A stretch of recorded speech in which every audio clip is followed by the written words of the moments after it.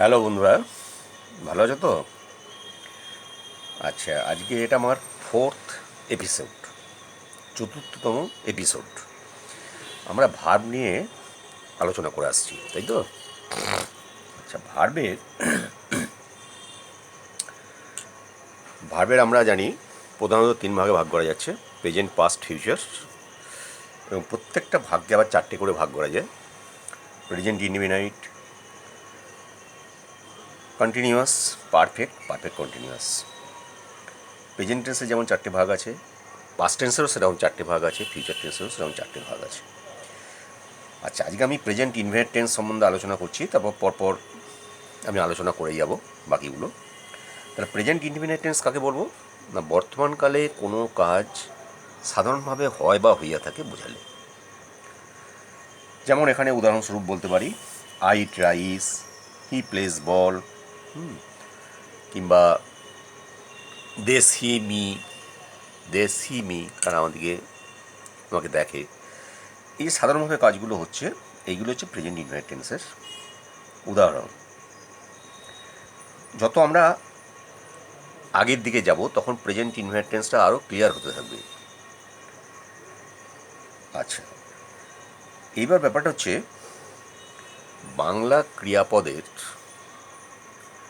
বাংলা ক্রিয়াপদটা কীভাবে আছে তার কতগুলো সিমটম অনুযায়ী আমরা এই চারটে ভাগে ভাগ করছি বুঝবার সুবিধের জন্য।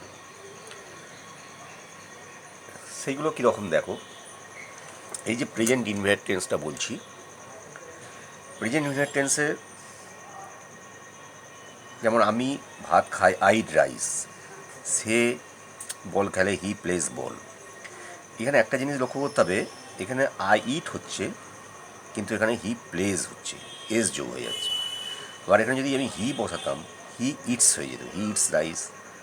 সিমিলারলি এখানে যদি আমি আই বসাতাম তাহলে হি এর জায়গায় আই প্লে বল হতো। এই যে পরিবর্তন হয়ে যাচ্ছে, এস যোগের ব্যাপারটা এসে যাচ্ছে, এস বা ইয়েস ভার্বের শেষে। এইটা একটু বুঝতে হবে, কিন্তু এইটা প্রেজেন্ট ইনডিফিনিট টেন্সে অনলি হয়। এই যে এত ভাগ আছে, প্রেজেন্ট টেন্সের চারটে ভাগ, পাস্ট টেন্সের চারটে ভাগ, ফিউচার টেন্সের চারটে ভাগ, কোনো ভাগেতেই এই ভার্বের শেষে এস বা ইয়েস যোগ হবে না। কেবলমাত্র প্রেজেন্ট ইনডিফিনিট টেন্সের ক্ষেত্রেই ওই ভার্বের শেষে এস বাই ইয়েসটা যোগ হয়। শুধু কি প্রেজেন্ট ইনডিফিনিট টেন্স থাকলেই হবে? নো। কখন এস বাই ইয়েস যোগ হবে এটা খুব ভালো করে বুঝতে হবে। যখন সাবজেক্টটা থার্ড পারসন সিঙ্গুলার নাম্বারের হবে এবং প্রেজেন্ট ইনডিফিনিট টেন্সে থাকবে ভার্বটা, তখনই ভার্বের শেষে এস বাই ইয়েস যোগ হবে। এটা বারবার চিন্তার মধ্যে রাখতে হবে, মাথার মধ্যে রাখতে হবে যে সাবজেক্টটা থার্ড পারসন হলেই হবে না, থার্ড পারসন সিঙ্গুলার নাম্বার হওয়া চাই। আর ভার্বটাকে হতে হবে প্রেজেন্ট ইনডিফিনিট টেন্স, তবেই এস বাই ইয়েস যোগ হবে। এর কোনোটাই যদি ব্যতিক্রম হয়, কোনো একটা ব্যতিক্রম হলে কিন্তু তখন আর এস বাই ইয়েস যোগ হবে না। আচ্ছা, এরপর আমরা দেখব যে এই যে এস বাই ইয়েস যোগ হচ্ছে, আমি বারবার এটাতেই আসছি এই কারণে, এটা অনেকেরই ভুল হয় যে কখন এস বাই ইয়েস যোগ করব। তোমাকে সবসময় চিন্তা করতে হবে সাবজেক্টটা থার্ড পারসন সিঙ্গুলার নাম্বার হতে হবে এবং ভার্বটা প্রেজেন্ট ইনডিফিনিট টেন্সের হতে হবে, তবেই এস বাই ইয়েস যোগ হবে। এটা মাথায় রাখতে হবে সবসময়। প্রেজেন্ট ইনডিফিনিট টেন্স হয়ে গেল। এরপর আসছি present continuous tense. Present continuous tense কাকে বলবো না? বর্তমানকালে যে কাজটা চলছে, সাধারণত বাংলা ক্রিয়াপদের শেষে তেছি, তেছ, তেছে এই সবগুলো যোগ থাকে, সেইগুলো দেখে বুঝতে হয় এটা প্রেজেন্ট কন্টিনিউয়াস টেন্স। যেমন আমি যাইতেছি, সে খাইতেছে, তারা বল খেলিতেছে, এইভাবে। যেমন এখানে আমি উদাহরণ দিয়েছি আই অ্যাম ইটিং রাইস, আমি ভাত খাইতেছি। তারপর হি ইজ প্লেয়িং বল, সে বল খেলিতেছে। তাহলে আমরা এই ইংরাজি থেকে আবার বাংলা করতে পারবো কি, যেহেতু এটা প্রেজেন্ট কন্টিনিউয়াস টেন্সে আছে, তাহলে নিশ্চয়ই এটা বাংলাটা ছিল আমি ভাত খাইতেছি। সে বল খেলিতেছে, তেছি তেচ ছিল বলি আমরা এইভাবে গঠন করেছি। এর গঠন প্রণালী কী সেটা জানতে হবে। যেমন প্রেজেন্ট ইউনিট টেন্সের গঠন প্রণালী কিছুই নেই, শুধু এস বাই ইএস যোগ হবে ওই তিনটে শর্ত মিললে। ঠিক সেইভাবেই যখন প্রেজেন্ট কন্টিনিউয়াস টেন্স গঠন করব তখন আমরা সাবজেক্টটা লক্ষ্য করব। সাবজেক্ট অনুযায়ী বি ভার্বের রূপটা বসবে। আমরা জানি বি ভার্বের প্রেজেন্ট টেন্সে বি ভার্ব কোনগুলো? ইজ, অ্যাম, আর, এইগুলো হচ্ছে প্রেজেন্ট টেন্সে বি ভার্বের রূপ। আর পাস্ট টেন্সটা কি? ইজ আর অ্যামের পাস্ট টেন্স ওয়াজ, আর এর পাস্ট টেন্স ওয়ার। ফিউচার টেন্সটা কি?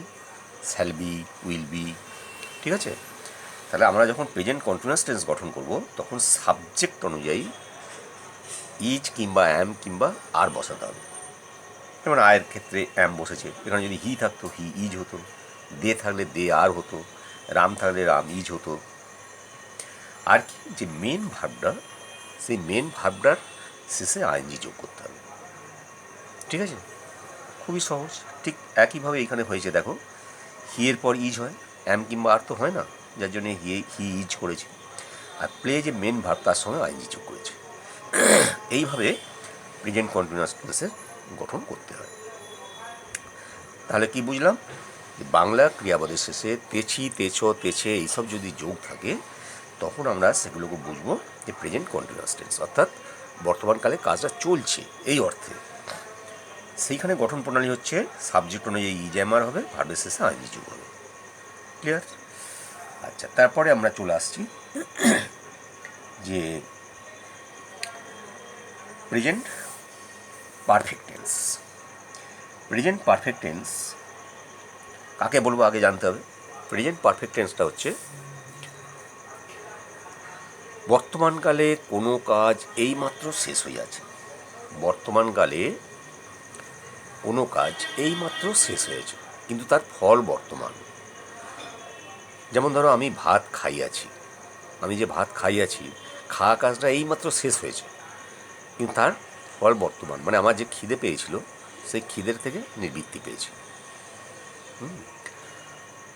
বা আমি জল খাইয়াছি, আমি তার মানে কি, আমি জলটা এইমাত্র খেয়ে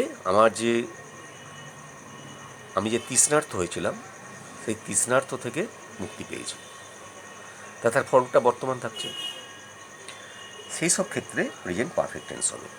প্রেজেন্ট পারফেক্ট টেন্সে এবার যেমন প্রেজেন্ট কন্টিনিউয়াস টেন্সের ক্ষেত্রে বললাম তেছি, তেছ, তেছে এইসব যোগ থাকলে প্রেজেন্ট কন্টিনিউয়াস হয়, তেমনি প্রেজেন্ট পারফেক্ট টেন্স বোঝারও একটা উপায় আছে। সেইগুলো কীভাবে বুঝবো না, বাংলা ক্রিয়াপদের শেষে ইয়াছি, ইয়াছো, ইয়াছে এইসব যোগ থাকবে। যেমন আমি ভাত খাইয়াছি, সে ভাত খাইয়াছে, তুমি ভাত খাইয়াছ, এইগুলো যোগ থাকবে। তখন আমাদের বুঝে নিতে হবে এটা প্রেজেন্ট পারফেক্ট টেন্স। ওকে? এবার প্রেজেন্ট কন্টিনিউয়াস টেন্সের যেমন গঠন প্রণালী আছে তেমনি প্রেজেন্ট পারফেক্ট টেন্সেরও একটা গঠন প্রণালী আছে। সেটা কী করতে হবে না, সাবজেক্ট অনুযায়ী হ্যাজ কিংবা হ্যাভ বসবে। সাবজেক্ট অনুযায়ী বারবার বলছি এই কারণে যে হ্যাভ মানেও আছে, হ্যাজ মানেও আছে। তাহলে আমাকে কোন সাবজেক্টের পর কোনটা বসাতে হবে সেইটা জানতে হবে। যেমন আয়ের পর হ্যাভ বসে, সেই কারণে আমি আই হ্যাভ বসিয়েছি। যদি হি থাকতো হি এর পর হ্যাজ বসে, এই এখানে যেমন হি হ্যাজ বসিয়েছি। আর কি, যে মেন ভার্বগুলোকে পাস্ট পার্টিসিপেলে নিয়ে যেতে হবে। যে প্রেজেন্ট পাস্ট পার্টিসিপেল সে লাস্টেরটা থার্ড ফর্মে নিয়ে যেতে হবে। এখানে যেমন ইট থেকে ইট, এট, ইটিন হয়ে যাচ্ছে। এখানে মধ্যে এমনি প্লে, প্লেড, প্লেড। তাহলে আমি ভাত খাইয়াছি ইংরেজি কী হচ্ছে I have eaten rice. Similarly সে বল খেলিয়াছে, হি হ্যাজ প্লেড বল। খুব সহজ। আচ্ছা, এরপর চলে আসবো প্রেজেন্ট পারফেক্ট কন্টিনিউয়াস টেন্স। ঠিক আছে? Present perfect continuous tense. Present perfect continuous tense কাকে বলবো এইখানে একটু বোঝার ব্যাপার আছে। প্রেজেন্ট পারফেক্ট কন্টিনিউয়াস টেন্স হচ্ছে কোনো কাজ অনেকক্ষণ ধরে চলিতেছে এরম যদি বোঝায়। বর্তমানকালে কোনো কাজ অনেকক্ষণ ধরে চলিতেছে এরকম যদি বোঝায় তখন সেটাকে আমরা প্রেজেন্ট পারফেক্ট কন্টিনিউয়াস টেন্স বলবো। সেটা যদি আরও ক্লিয়ার করে বলি, তার মানে কোনো কাজ অতীতকালে আরম্ভ হয়ে বর্তমানকালেও চলিতেছে, এখনও চলছে, কাজটা শেষ হয়নি, সেরকম ক্ষেত্রে প্রেজেন্ট পারফেক্ট কন্টিনিউয়াস টেন্স হয়। যেমন উদাহরণস্বরূপ আমি বলতে পারি যে সে 2 ঘন্টা ধরে খেলিতেছে, সে 2 ঘন্টা ধরে খেলিতেছে। তার মানে কি, সে যখন 2 ঘন্টা ধরে খেলিতেছে তাহলে নিশ্চয়ই খেলা কাজটা অতীতে আরম্ভ হয়েছে, অনেকক্ষণ আগে আরম্ভ হয়েছে, এবং সেটা এখনও কন্টিনিউ করছে, এখনও কাজটা চলছে। এবার এইরকম ধরনের সেন্টেন্সগুলোকে আমরা প্রেজেন্ট পারফেক্ট কন্টিনিউয়াস টেন্স বলব। এখানেও কিন্তু তেছি তেছি যোগ থাকে, যেমন সে 2 ঘন্টা ধরে খেলিতেছে, এখানেও তেছি তেছো তেছে আছে। কিন্তু ব্যাপারটা হচ্ছে যে প্রেজেন্ট কন্টিনিউয়াস আর প্রেজেন্ট পারফেক্ট কন্টিনিউয়াস টেন্সের তফাৎটা আমরা কী করে বুঝব? দুটোর ক্ষেত্রেই তো বাংলা দুটো ক্রিয়াপদের শেষই তেছি তেছো তেছে যোগ আছে। যেমন ধরো আমি ভাত খাইতেছি, প্রেজেন্ট কন্টিনিউয়াস বলছি, তেছি তেছি যোগ আছে, আমি ভাত খাইতেছি, আই অ্যাম ইটিং রাইস। কিন্তু যদি বলি আমি 1 ঘন্টা ধরে ভাত খাইতেছি, কি আমি 20 মিনিট ধরে ভাত খাইতেছি, তখনই সেটা প্রেজেন্ট পারফেক্ট কন্টিনিউয়াস টেন্স হয়ে যাবে।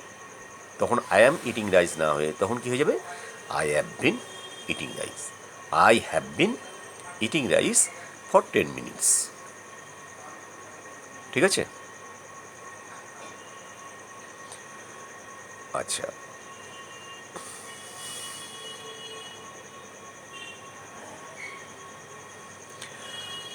I have been eating rice for 10 minutes. তাহলে আমরা দুটোর মধ্যে তফাৎটা কি বুঝতে পারছি? তফাৎটা বুঝতে হবে, একটায় কোনো টাইম উল্লেখ নেই, একটায় কোনো টাইম উল্লেখ নেই, যেটায় টাইম উল্লেখ নেই, সময়ে কোনো মেনশন করা নেই, সেখানে হবে প্রেজেন্ট কন্টিনিউয়াস টেন্স। আর যেখানে টাইম উল্লেখ থাকবে, সময়টার ব্যাপার চলে আসবে, সেইখানে হবে প্রেজেন্ট পারফেক্ট কন্টিনিউয়াস টেন্স। সেখানে আমাদের হ্যাজ বিন কিংবা হ্যাভ বিন বসবে সাবজেক্ট অনুযায়ী, আর ভার্বের শেষে আইএনজি যোগ করতে হবে। এই যে কন্টিনিউয়াস কথাটা আছে তার জন্য আইএনজি যোগ করছি। আর যেহেতু অনেকক্ষণ ধরে কাজটা চলছে, অর্থাৎ অতীতে আরম্ভ হয়ে বর্তমানেও চলছে, সেই কারণে আমরা হ্যাজ বিন কিংবা হ্যাভ বিন সাবজেক্ট অনুযায়ী বসাচ্ছি। এই হলো 4টে টেন্স। তাহলে আমরা একবার আলোচনা করে নিই প্রেজেন্ট টেন্সের যে 4টে ভাগ আছে, present infinite, present continuous, present perfect continuous, সেগুলো আমরা কীভাবে করব? প্রেজেন্ট ইনফিনাইট টেন্সে প্রয়োজন বোধে আমরা এস বাই এস যোগ করব মেন ভার্বটার সঙ্গে। প্রেজেন্ট কন্টিনিউয়াস টেন্সে আমরা তেছি তেছো যোগ দেখে তেছি তেছো তেছে ইজ অ্যাম আর সাবজেক্ট অনুযায়ী আর ভার্বের শেষে আইএনজি যোগ করব। প্রেজেন্ট পারফেক্ট টেন্স অর্থাৎ কোনো কাজ এইমাত্র শেষ হয়ে আছে কিন্তু তার ফল বর্তমান আছে, সেরকম বোঝালে আমরা প্রেজেন্ট পারফেক্ট টেন্স বলি। সেক্ষেত্রে সাবজেক্ট অনুযায়ী হ্যাজ বিন কিংবা হ্যাভ বিন, সাবজেক্ট অনুযায়ী হ্যাভ কিংবা হ্যাজ, হ্যাভ বিন কিংবা হ্যাজ বিন না, হ্যাভ কিংবা হ্যাজ বসবে, আর মেন যে ভার্বটা সেটা পাস্ট পার্টিসিপেল রূপ নেবে, থার্ড ফর্মটা হয়ে যাবে। আর প্রেজেন্ট পারফেক্ট কন্টিনিউয়াস টেন্স কখন হবে না, ওখানেও তেছি তেছো যোগ থাকবে, তেছি তেছো তেছে, কিন্তু কাজটা অতীতে আরম্ভ হয়েছে, বর্তমানেও চলছে। তার মানে কি না, বর্তমানকালে কাজটা অনেকক্ষণ ধরে চলছে, সেই ক্ষেত্রে প্রেজেন্ট পারফেক্ট কন্টিনিউয়াস টেন্স হবে, অর্থাৎ সেখানে সময়ের উল্লেখ থাকবে। আর পিরিয়ড অফ টাইম যদি হয় সেখানে হবে ফর, আর পয়েন্ট অফ টাইম যদি হয় সেখানে হবে সিন্স। যেমন ধরো আমি 2 দিন ধরে রামায়ণ পড়িতেছি, সেখানে হবে I have been reading the Ramayana for 2 days। কিন্তু যদি বলি আমি গতকাল থেকে রামায়ণ পড়িতেছি, তাহলে হবে I have been reading the Ramayana since yesterday. কারণ ইয়েস্টারডে আমি মেনশন করে দিচ্ছি টাইমটা, কি বেলা 10টা থেকে পড়ছি কি সকাল থেকে পড়ছি, এরকম যখন টাইমটা আরও স্পেসিফিক করে দেবে তখন হবে সিন্স।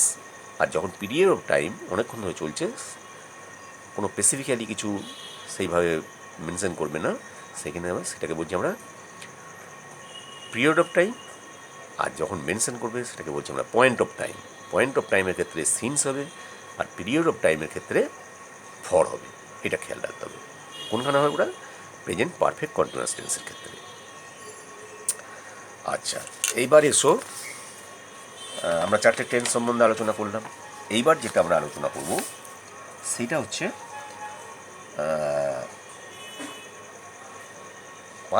পাস্ট টেন্স সম্বন্ধে। প্রেজেন্ট টেন্স সম্বন্ধে তো হয়ে গেল।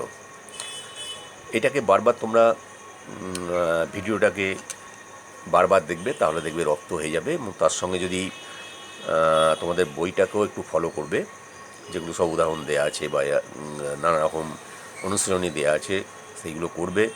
এর সঙ্গে ফলো করে করে করে দেবে, তখন খুব ক্লিয়ার হয়ে যাবে জিনিসগুলো। প্রেজেন্ট টেন্সের ব্যাপারগুলো হয়ে গেলে, এবার পাস্ট টেন্সে আসছি। পাস্ট টেন্সেরও প্রেজেন্ট টেন্সের মতো past indefinite, past continuous, past perfect, past perfect continuous এরকম আছে। তাহলে পাস্ট ইনডিফিনাইট টেন্স কাকে বলবো? অতীতকালে, পাস্ট মানে অতীত, অতীতকালে কাজটা হয়েছিল এরকম যদি বোঝা যায়। সাধারণত দেখবে বাংলা ক্রিয়াপদের শেষে ল যোগ থাকে। এইটা দেখে আমরা বুঝতে পারবো পাস্ট ইনডিফিনাইট টেন্স। যেমন ধরো আমি খাই, present tense, present indefinite tense, আমি খেয়েছিলাম, ওই ল যোগ আছে। বা আমি যাই, আমি গিয়েছিলাম। তুমি খেলো, তুমি খেলেছিলে। রাম বই পড়ে, রাম বই পড়েছিল। এই ধরনের সেন্টেন্সগুলো হচ্ছে পাস্ট ইনডিফিনাইট টেন্স। সেইখানে যেমন এখানে আমি লিখেছি আমি গিয়েছিলাম, আই ওয়েন্ট। ওয়েন্ট কথাটা কী থেকে আসছে? গো থেকে। সে আমার যে কারণে তোমাদের ওই ভার্বের যে 3টে ফর্ম আছে, সেগুলো যত প্রচুর পরিমাণে মুখস্থ রাখতে পারবে তত ভালো হবে। যেমন গো ওয়েন্ট গান, সি স সিন, প্লে প্লেড প্লেড, এইগুলো আমি এর আগেও আলোচনা করেছি। ওই ভার্বের চ্যাপ্টারটা যে ওয়ার্ডগুলো আছে, যে ভার্বের ওয়ার্ডগুলো আছে, সেই ভার্বগুলো মুখস্থ করতে হবে। করলে দেবে তখন অনেকটা সহজ হয়ে যাবে। তাহলে আমি গিয়েছিলাম, এই যে ল যোগ আছে, যার জন্যে আই গো হচ্ছে না, তখন কী হয়ে যাচ্ছে? I went. I went to school, এটা হতে পারে। এইভাবে আমাদের পাস্ট ইনডিফিনাইট টেন্সটা করতে হবে। পাস্ট কন্টিনিউয়াসটা কি না, পাস্ট কন্টিনিউয়াস টেন্স হচ্ছে প্রেজেন্ট কন্টিনিউয়াসের মতো। সেখানে তেছিল, তেছিল, তেছিলে এইসব যোগ থাকে। ওখানে যেমন তেচি, তেচো, তেচে যোগ থাকে, এখানে তেমনি তেছিল, তেছিলে, তেছিলাম এরম যোগ হবে। যেমন আমি খাইতেছি, প্রেজেন্ট কন্টিনিউয়াস। আমি যদি বলি আমি খাইতেছিলাম, বা সে যাইতেছিল, তুমি পড়িতেছিলে, অর্থাৎ অতীতকালে কাজটা চলছিল, এইরকম বোঝালে। সেখানে কি হবে? আমরা প্রেজেন্ট টেন্সে যেমন ইজ অ্যাম আর বসিয়ে ভার্বের শেষে আইএনজি যোগ করছিলাম, এখানে তেমনি যেখানে ইজ আর অ্যাম বসে সেখানে ওয়াজ বসাবে, যেহেতু ইজ আর অ্যামের পাস্ট টেন্স হচ্ছে ওয়াজ। আর যেখানে আর বসিয়েছিলে প্রেজেন্ট টেন্সে, যেখানে আর বসাও সেখানে পাস্ট টেন্সে ওয়ার হয়ে যাবে।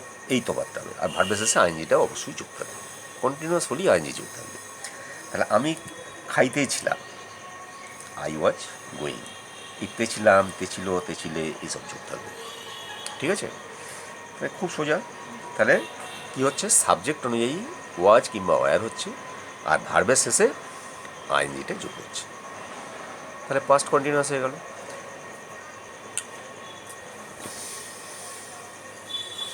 আচ্ছা, এইবার আসবো পাস্ট পারফেক্ট কাকে বলে।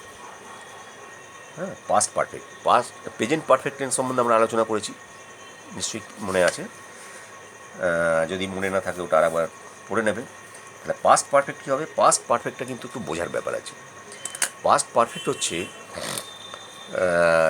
যেমন ধরো এটাকে বলছে যে অতীতকালে যখন দুটো কাজ সংগঠিত হয়েছে, বুঝবো অতীতকালে দুটো কাজই হয়েছে, তার মধ্যে আগে পরের একটা ব্যাপার থাকবে। তার মধ্যে যে কাজটা অপেক্ষাকৃত আগে হয়েছে সেইটা পাস্ট পারফেক্ট টেন্স হবে, আর যেটা পরে হচ্ছে সেটা পাস্ট ইনডিফিনাইট টেন্স হবে। যেমন একটা উদাহরণ দেওয়া যাক। যেমন ধরো ডাক্তার আসিবার পূর্বে রুগীটি মারা গিয়েছিল। তাহলে এইখানে দেখো সেন্টেন্সটা লক্ষ্য করলে বুঝতে পারবে, ডাক্তার আসিবার পূর্বে রুগীটি মারা গিয়েছিল। তাহলে ডাক্তারও এসেছিল কিন্তু রুগীটিও মারা গিয়েছিল, দুটোই অতীতকালে হচ্ছে। আরেকটু ভেতরে ঢুকে বোঝার চেষ্টা করো, দুটো অতীতকালে হচ্ছে ঠিকই, কিন্তু আগে পরে হয়ে যাচ্ছে, তাই না? এই যে ডাক্তার আসিবার পূর্বে রুগীটি মারা গিয়েছিল, তাহলে কোন কাজটা আগে হয়ে যাচ্ছে? ডাক্তার আগে এসেছিল না রুগীটা আগে মারা গিয়েছিল? তাহলে রুগীটা আগে মারা গিয়েছিল, কারণ ডাক্তার আসার পূর্বেই তো রুগীটি মারা গেছে। এই যে ডাক্তার আসবার পরে রুগীটি মারা গিয়েছিল, এইটা হবে পাস্ট পারফেক্ট টেন্স। তাহলে কীভাবে এটা অনুবাদ করবো আমরা ইংরেজিতে? The patient had died before the doctor came. অর্থাৎ সাবজেক্টটা বসানোর পর হ্যাড বসবে, যেহেতু হ্যাজ আর হ্যাভ পাস্ট টেন্স হ্যাড, আর ভার্বটাকে পাস্ট পার্টিসিপেটে নিয়ে যেতে হবে, অর্থাৎ থার্ড ফর্মে। তাহলে দি পেশেন্ট হ্যাড ডায়েড হলো, আর বিফোর দ্য ডক্টর কেম, ডাক্তার আসিবার পূর্বে। এখানে শুধু পাস্ট ইনডিফিনিট টেন্সটা হয়ে যাচ্ছে। এরকম বহু উদাহরণ আছে। এইটা গেল পাস্ট পারফেক্ট টেন্স। আর একটা হচ্ছে এইখানে দেখো, যেটা আমি লিখেছি, এই যে দুটি কাজ অতীতকালে ঘটতে হবে এবং যেটি আগে ঘটবে সেটা পাস্ট পারফেক্ট টেন্স হবে, আর পরেরটি হবে পাস্ট ইনডিফিনিট টেন্স। কেমন? তাহলে পাস্ট পারফেক্ট টেন্সও আমাদের আজকে হয়ে গেল। আর যেটা আমরা করব, পাস্ট পারফেক্ট কন্টিনিউয়াস টেন্স হয়, কিন্তু তার ব্যবহারগুলো খুব কম, যার জন্য আমি ওটাতে এখন আসছি না। আমি ওই তিনটে যদি তোমরা রপ্ত করতে পারো তাহলে অনেকটা ইংরেজিটাকে আগিয়ে নিয়ে যেতে পারবে। এরপর আমি ওই জন্য ফিউচার ইনডিফিনিট টেন্সে আসছি। ফিউচার ইনডিফিনিট টেন্সটা কি না, ভবিষ্যৎকালে কোনো কাজ সাধারণভাবে হবে এরকম যদি বোঝায়। যেমন আই শ্যাল গো, আমি যাইব, I shall go to school, আমি স্কুলে যাইব। এর সঙ্গে এই বাংলা ক্রিয়াপদের শেষে বে ব এইসব যোগ থাকবে, তখনই সেটা বুঝতে হবে যে ফিউচার ইনডিফিনিট টেন্স।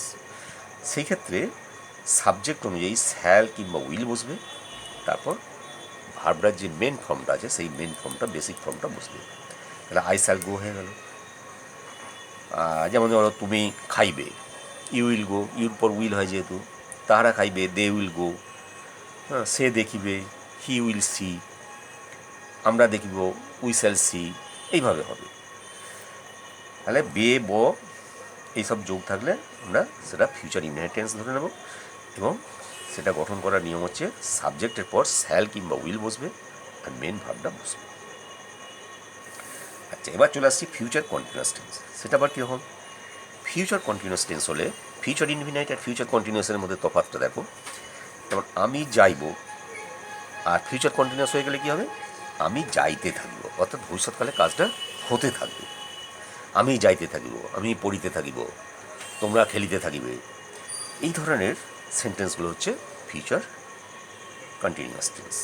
সেগুলো গঠন করার নিয়ম কি? খুব ইজি।